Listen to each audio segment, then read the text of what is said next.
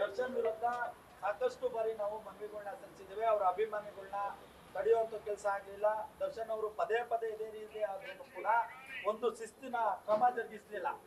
ಅವರು ಮೇರು ನಟರಾಗಬೇಕಿತ್ತು. ಇವತ್ತು ರಾಜ್ಕುಮಾರ್ ಅವ್ರನ್ನ ನೋಡಿದ್ದೇವೆ, ವಿಷ್ಣುವರ್ಧನ್ ಅವ್ರನ್ನ ನೋಡಿದ್ದೇವೆ, ಶಂಕರ್ನಾಗ್ ಅವ್ರನ್ನ ನೋಡಿದ್ದೇವೆ, ಅಂಬರೀಶ್ ಅವ್ರನ್ನ ನೋಡಿದ್ದೇವೆ. ಪೂಜೆ ಮಾಡ್ತಾ ಇದ್ದೇವೆ.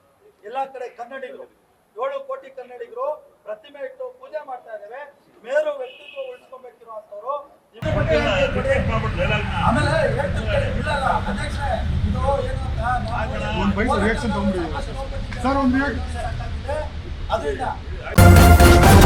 ನ್ಯೂಸ್ ಫಸ್ಟ್ ನಿರ್ಭೀತಿಯಿಂದ ನಿಮ್ಮ ಪರವಾಗಿ.